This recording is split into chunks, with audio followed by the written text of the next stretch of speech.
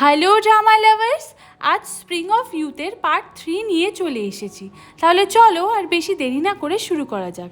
তো আগের পার্টে আমরা দেখেছিলাম যে সাগে ওর ইউনিভার্সিটিতে এসেছে, সেখানে সাগের ফ্যান্সরা ওকে দেখে ভীষণই খুশি হয়।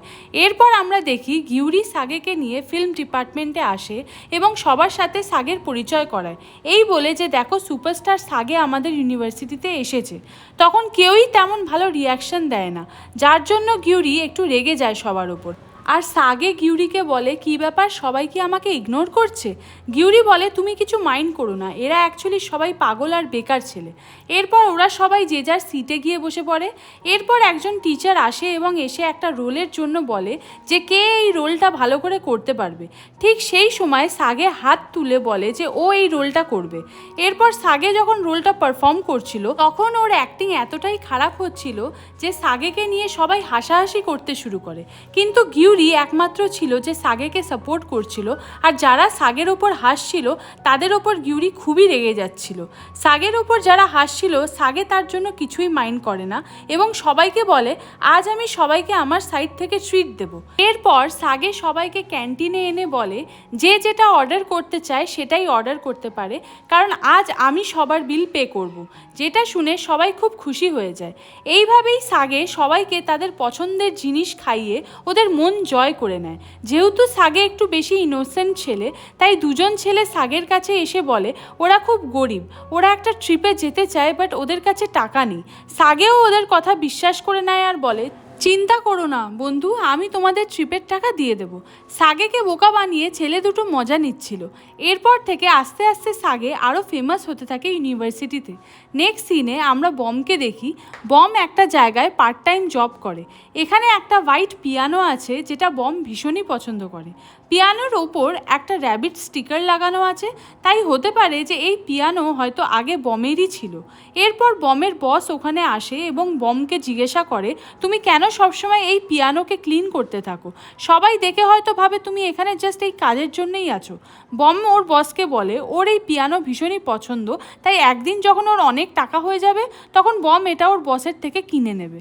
নেক্সট সিনে বম ওর বাড়িতে ফিরেছে এবং একটা রুম পরিষ্কার করছে, তার সাথে রুমটা পেন্টও করছে। এরপর ওখানে বমের আন্ট এবং গিউরি আসে।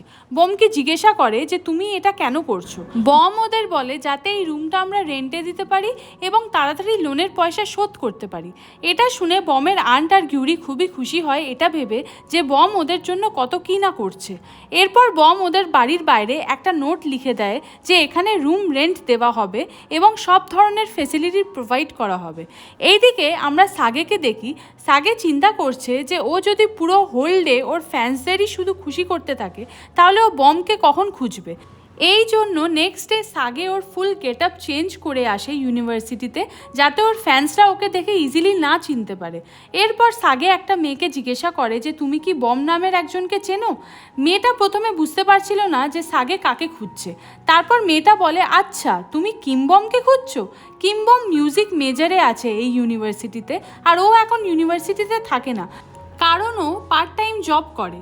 এরপর সাগে এই মেয়েটার থেকে অ্যাড্রেস নেয় যেখানে সাগে গেলে বমকে পাবে। এরপর সাগে চলে যায় বমের সাথে দেখা করতে। এইদিকে আমরা বমকে ওর পার্ট টাইম ওয়ার্ক প্লেসে দেখি। বমকে ওই মেয়েটি SMS করে বলে, সুপারস্টার সাগে তোমার খোঁজ করছে, তাই আমি ওকে তোমার ওয়ার্ক প্লেসের অ্যাড্রেস বলে দিয়েছি। বম মেয়েটিকে বলে, তুমি কেন ওকে আমার ওয়ার্ক প্লেসের অ্যাড্রেস দিতে গেলে? এইদিকে সাগে যখন বমের ওয়ার্ক প্লেসে আসে তখন বম সাগেকে দেখে লুকিয়ে পড়ে। সাগে একটা মেয়েকে বমের ব্যাপারে জিজ্ঞাসা করে।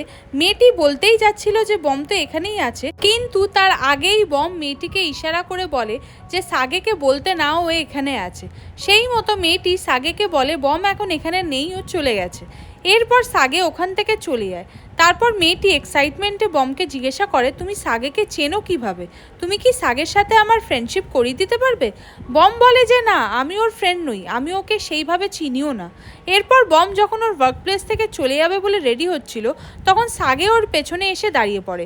সাগে জানতো বম এখানেই আছে, তাই ও বমের জন্য ওয়েট করছিল, যেটা দেখে বমও শক হয়ে যায়। এরপর আমরা ওদের দুজনকে ইউনিভার্সিটিতে আসতে দেখি, যেখানে সাগে বারবার বমের সাথে কথা বলার চেষ্টা করছিল, বাট বম সাগেকে ইগনোর করছিল। সেটা দেখে সাগে বমকে বলে, তুমি সারাদিন এত বিজি কেন থাকো? আমি তো শুধু তোমার থেকে ওই মিউজিকটার ব্যাপারে জানতে চাই যে ওই মিউজিকটা তোমার কি করে হলো, বিকজ আমি মাঝের মধ্যেই ওই সেম মিউজিক আমার স্বপ্নে শুনতে পাই। কিন্তু বম সাগের কোনো কোশ্চেন্সের আনসার দিতে চাইছিল না। তাই সাগে বমকে বলে, তুমি কি কারোর সাথে মিট করতে যাবে যে এত ব্যস্ত হচ্ছ? বম বলে, হ্যাঁ, আমি ডেটের জন্য যাচ্ছি এখন। ঠিক এই সময় ওখানে তেয়াং আসে। তেয়াং আবারও বমের সাথে সাগেকে দেখে রেগে যায়। তেয়াং এসে বমকে ওখান থেকে চলে যেতে বলে। বম যখন চলে যাচ্ছিল তখন সাগে আবারও বমকে ফলো করতে যাচ্ছিল। ঠিক তখন তেয়াং সাগেকে উল্টে ফেলে দেয়। এরপর সাগেকে বলে, বমের থেকে দূরে থাকো, না তো ভালো হবে না। এরপর তেয়াং যখন চলে যায় তখন সাগে বলে, এই ছেলেটার প্রবলেমটা কি? বারবার এ কেন আমার সামনে চলে আসছে? কিন্তু এইসব করে আমাকে আটকানো যাবে না। এরপর সাগে মিউজিক ডিপার্টমেন্টে চলে এসে বমকে জোরে জোরে ডাকতে শুরু করে। সাগে বলে, বম তুমি কোথায়? আমাকে রিপ্লাই করো। সাগের ডাকের আওয়াজ তেয়ংদের ব্যান্ড অবধি আসছিল। এখানে আমরা বমকে দেখি, বম হলো তেয়ংয়ের একজন ব্যান্ড মেম্বার। এরপর সাগে সেই রুমে চলে আসে যেখানে ওরা ছিল। এরপর ওখানে বমকে দেখে বলে, আচ্ছা তুমি এখানে? আমিও এই ব্যান্ডের মেম্বার হিসেবে জয়েন করতে চাই। তেয়ং সাগের সামনে এসে দাঁড়িয়ে পড়ে। সাগে তেয়ংকে ইগনোর করে বমের কাছে চলে যায়। এরপর বমকে বলে, তুমি তো আমাকে বললে তোমার কারোর সাথে আজ ডেটে যাওয়ার আছে, গেলে না কেন? বম সাগেকে চুপ করতে বলে, বিকজ সাগে সবার সামনে জোরে জোরে কথা বলছিল। এইদিকে তেয়াং তো খুবই রেগে গেছিলো সাগেকে দেখে। তাই ওদের মধ্যে কথা কাটাকাটি হয় যে তেয়ং সাগেকে ওর টিমে নেবে না। সাগে বলে, কেন? কোনো রিজন দাও, কেন আমি জয়েন করতে পারবো না? সাগে তেয়াংকে বলে, ও আচ্ছা, এবার বুঝতে পারছি, তুমি ভয় পাচ্ছ যে আমি তোমার ব্যান্ডে জয়েন করলে আমি সবার থেকে বেশি অ্যাটেনশন পাবো। বলে সাগে হাসতে শুরু করে আর বলে, একটা জিনিস করলে কেমন হয়? তোমার আর আমার মধ্যে একটা কম্পিটিশন হোক, আজ দেখা যাক কে জেতে। তেয়াং সাগের প্রপোজাল অ্যাকসেপ্ট করে নেয় আর বলে, তুমি যদি হেরে যাও তাহলে চুপচাপ এখান থেকে বেরিয়ে যাবে। সাগে বলে, ঠিক আছে, আমার মনে হয় না আমি বেরোবো এখান থেকে, বিকজ আমি জানি আমিই জিতবো এই কম্পিটিশনে। সাগে বমকে বলে, এই কম্পিটিশনে সাগে জিতলে সাগেকে বমের ওই মিউজিকটার ব্যাপারে সব কিছু বলতে হবে। এরপর সারা ইউনিভার্সিটিতে ছড়িয়ে যায় সাগে আর তেয়ংয়ের মধ্যে মিউজিক কম্পিটিশনের কথা। এরপর আস্তে আস্তে সব স্টুডেন্টস ওখানে জমা হতে শুরু করে। গিউরিও ওখানে চলে আসে এবং সাগেকে সরি বলে যে ওর কারণেই এইসব হচ্ছে। সাগে বলে, কিভাবে? গিউরি সাগেকে বলে, অ্যাকচুয়ালি তেয়ং আমাকে পছন্দ করে আর আমি ওকে বলেছিলাম আমি শুধু সাগেকে পছন্দ করি আর কাউকে না, তাই ও জেলাস হয়ে তোমার সাথে কম্পিটিশন করছে। কিন্তু তুমি চিন্তা করো না, আমি শুধু তোমার পাশেই থাকবো। এরপর গিউরি রেগে গিয়ে যখন তেয়ংয়ের কাছে যায় তখন বমকে জোরে ঠেলে পেছনে সরিয়ে দেয়। বম সেই ধাক্কায় গিয়ে পড়ে সাগের ওপর। দুজনেই দুজনকে একভাবে দেখতে থাকে। এরপর সাগে কম্পিটিশনে যাওয়ার আগে বমকে মনে করায় যে তোমাকে যেটা বলেছি সেটা ভুলে যেও না, আমাকে ওই মিউজিকের ব্যাপারে সব জানতে হবে। বম বলে, আগে তো যেত, তারপর বলবো। সাগে বমের মাথায় হাত রেখে প্রমিস করে যে ও এই কম্পিটিশন জিতেই আসবে। এরপর সাগে বমের থেকে অন্য একটা জায়গায় চলে আসে এবং মনে মনে বলে, আমার হলোটা কি? হঠাৎ করে আমার হার্টবিট এত ফাস্ট কেন হয়ে যাচ্ছে? নেক্সট সিনে ওদের কম্পিটিশন শুরু হয়, যেখানে তেয়ং সব ইনস্ট্রুমেন্ট ইউজ করবে, বাট সাগে বলে ওর কাছে খালি এখন গিটার আছে, তাই ও শুধুমাত্র গিটারই ইউজ করবে। এরপর সাগে সব গার্লসদের রিকোয়েস্ট করে যাতে সবাই ওকে সাপোর্ট করে। এদিকে তেয়ং খালি একজনকেই ইশারা করে, সেটা হলো বম।